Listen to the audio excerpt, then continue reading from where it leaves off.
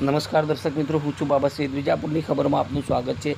અમારા સરદારપુર પ્રતિનિધિ હર્ષદ લખવાળાનો રિપોર્ટ. વિજાપુર તાલુકાના મહેશ્વરપુરા ખાતે મહાદેવ મંદિરમાં જન્માષ્ટમીના પર્વ નિમિત્તે પારંપરિક લોકમેળો યોજાયો. સમાચાર વિગતવાર જાણીએ તો ગુજરાતના મહેસાણા જિલ્લાના વિજાપુર તાલુકામાં આવેલા મહેશ્વરપુરા ગામના પ્રખ્યાત મહેશ્વર મહાદેવ મંદિર ખાતે આ વર્ષે જન્માષ્ટમીનો મેળો ખૂબ જ ધામધૂમથી ઉજવવામાં આવ્યો હતો. આ મેળો ભગવાન શ્રી કૃષ્ણના જન્મોત્સવની ઉજવણીના ભાગરૂપે પારંપરિક રીતે યોજાય છે, જેમાં આસપાસના ગામોમાંથી હજારો શ્રદ્ધાળુઓએ ભાગ લીધો હતો. મહેશ્વર મહાદેવ મંદિર જે 600 વર્ષથી વધુ જૂનું છે, તે આ પ્રસંગે ખાસ શણગારવામાં આવ્યું હતું. મંદિરના મહંત શ્રી 1008 મહામંડલેશ્વર શ્રી સોમાનંદ મહારાજના માર્ગદર્શન હેઠળ મેળાનું આયોજન કરવામાં આવ્યું હતું.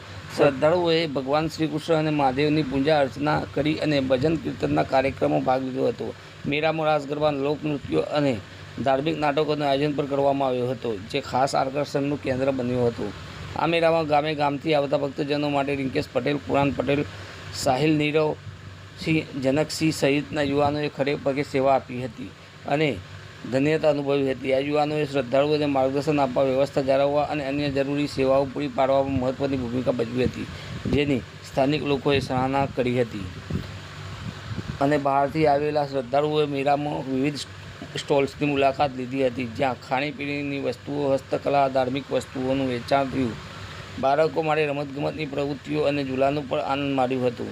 સ્થાનિક વહીવટીતંત્ર અને પોલીસે મેળાની વ્યવસ્થા અને સુરક્ષા માટે ખાસ બંદોબસ્ત ગોઠવ્યો હતો, જેથી લઈને કોઈ અનિચ્છનીય બનાવ ન બને. આ મેળો મહેશ્વરની સાંસ્કૃતિક અને ધાર્મિક પરંપરાનું પ્રતીક છે, જે દર વર્ષે હજારો લોકોને એકસાથે લાવે છે, જેનાથી શ્રદ્ધાળુઓમાં ખૂબ જ ઉત્સાહ જોવા મળી રહ્યો છે.